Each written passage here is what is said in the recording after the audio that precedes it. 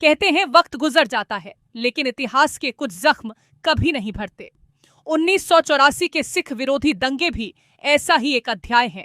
इसी हिंसा से जुड़े कांग्रेस के पूर्व सांसद सज्जन कुमार का 20 अगस्त को 80 साल की उम्र में निधन हो गया। तिहाड़ जेल में उम्र कैद की सजा काट रहे कुमार को तबीयत बिगड़ने पर सफदरजंग अस्पताल ले जाया गया, जहां डॉक्टरों ने उन्हें मृत घोषित कर दिया। लेकिन सवाल है कि 1984 से जुड़ी उनकी कानूनी कहानी इतनी लंबी क्यों चली? एक मामले में बरी होने के बावजूद उन्हें रिहाई क्यों नहीं मिली और कैसे उनका राजनीतिक सफर इस दंगा मामले से जुड़ता चला गया? पूरी कहानी इस रिपोर्ट में। 1984 के दंगों के पीड़ित परिवारों ने न्याय के लिए दशकों तक इंतजार किया। सज्जन कुमार के खिलाफ भी अलग अलग मामलों में केस चले। कुछ मामलों में उन्हें राहत मिली, लेकिन दूसरे मामलों में हुई कन्विक्शन के कारण उनकी सजा जारी रही। सबसे चर्चित मामलों में से एक था दिल्ली की पालम कॉलोनी के राजनगर पार्ट 1 का मामला। दिसंबर 2018 में दिल्ली हाई कोर्ट ने निचली अदालत के फैसले को पलटते हुए सज्जन कुमार को 5 सिखों की हत्या और एक गुरुद्वारे को जलाने के मामले में दोषी ठहराया। कोर्ट ने आपराधिक साजिश और हिंसा भड़काने से जुड़े आरोपों में उन्हें उनके नेचुरल लाइफ यानी जीवन के अंत तक उम्र कैद की सजा सुनाई। अदालत ने 1984 की हिंसा को मानवता के खिलाफ अपराध तक कहा था, लेकिन लीगल बैटल यहीं खत्म नहीं हुई। फरवरी 2025 में राउज एवेन्यू कोर्ट ने सरस्वती विहार मामले में भी सज्जन कुमार को दोषी ठहराया। ये मामला जसवंत सिंह और उनके बेटे तरुणदीप सिंह को हिंसक भीड़ द्वारा जिंदा जलाए जाने से जुड़ा था। अभियोजन पक्ष ने मौत की सजा की मांग की थी, लेकिन अदालत ने उनकी उम्र और स्वास्थ्य को देखते हुए उम्र कैद की सजा सुनाई। इसके बाद जनवरी 2026 में विकासपुरी और जनकपुरी से जुड़े एक मामले में उन्हें राहत मिली। राउज एवेन्यू कोर्ट ने सबूतों की कमी के आधार पर उन्हें बरी कर दिया।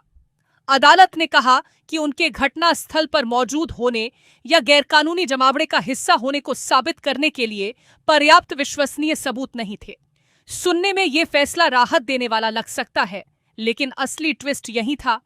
इस बरी होने के बावजूद सज्जन कुमार जेल से बाहर नहीं आ सके, क्योंकि पालम कॉलोनी और सरस्वती विहार मामलों में उन्हें उम्र कैद की सजा मिल चुकी थी। यानी एक मामले में राहत मिली, लेकिन दूसरे मामलों की सजा के कारण जेल से बाहर आने का रास्ता नहीं खुला। 1984 के दंगों से जुड़े मामलों में कानून की धीमी प्रक्रिया दशकों बाद भी जारी रही। सज्जन कुमार कभी कांग्रेस के बड़े नेताओं और लोकसभा सांसदों में गिने जाते थे, लेकिन दंगों से जुड़े मामलों ने उनके राजनीतिक करियर की दिशा बदल दी।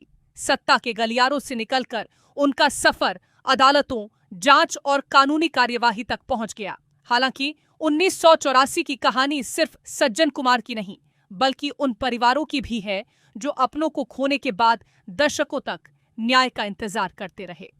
इंदिरा गांधी की हत्या के बाद भड़की हिंसा ने दिल्ली समेत देश के कई हिस्सों को झकझोर दिया था और इसके मामलों में न्याय की प्रक्रिया दशकों तक चली।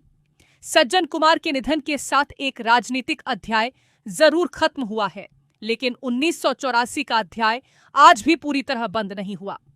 पीड़ित परिवारों की न्याय की लड़ाई दशकों तक चली। कई मामलों में फैसले और कन्विक्शंस भी हुई।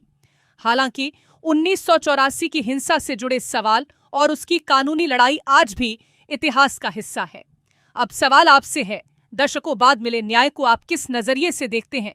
क्या ऐसे मामलों में जस्टिस प्रोसेस और तेज होना चाहिए था? अपनी राय कमेंट सेक्शन में जरूर बताइए और ऐसी ही अपडेट्स के लिए जुड़े रहिए।